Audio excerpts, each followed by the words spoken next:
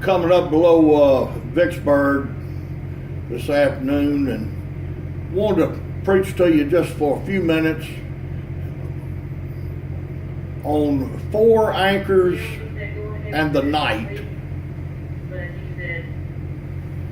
And in Acts chapter 27, we read the story of when Paul was headed to Rome. He was a prisoner, and they were transporting him to Rome by ship. And in the process, they get to an island, a certain island. He landed, or actually a land, not island, but they get to, and they stop. And he tells me, he said, don't go any further. He said, don't go further than this.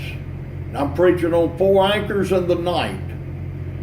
Now, Paul told them, said, if you do this, and they made their mind up they was going to leave anyway after Paul told them don't do it.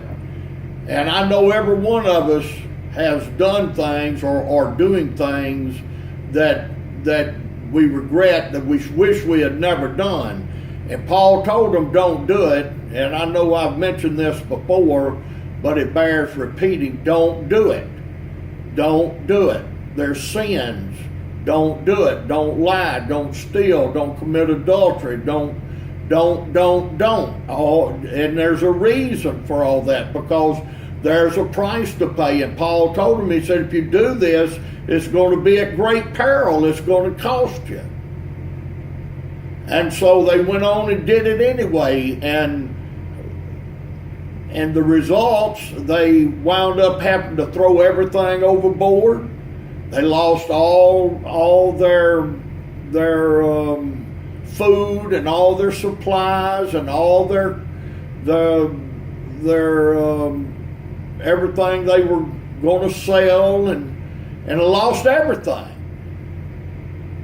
And then they come and they had just done everything they could possibly do. And you know, we all, and maybe yourself, have come to the point where you've done everything that you can possibly do, everything you can think of, everything, every corner, every door, everything that can possibly be done, you've tried to do it, and you're still in trouble. And so there in the night, they'd thrown everything overboard. They threw everything, every means, everything. It's all gone.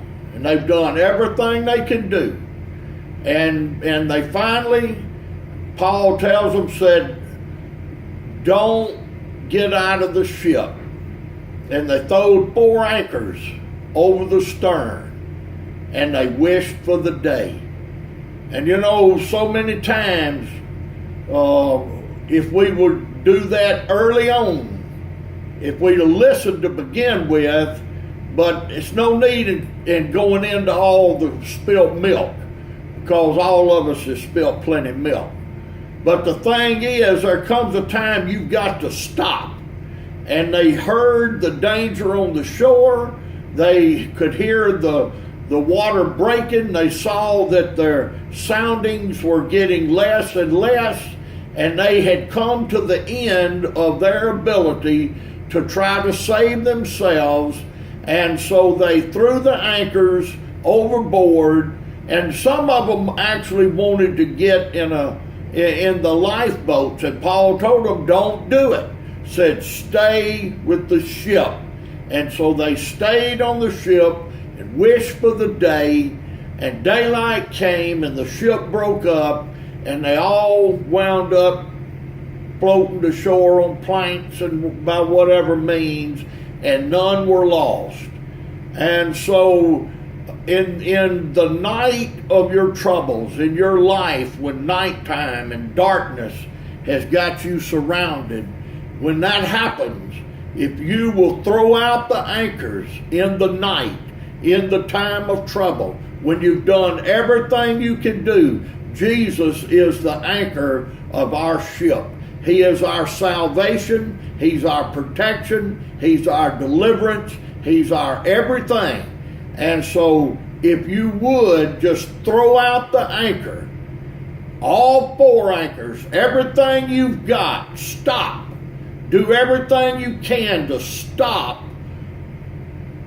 the forward motion of the sins and the life that you're living, and stop and wish for the day, because Jesus is the light.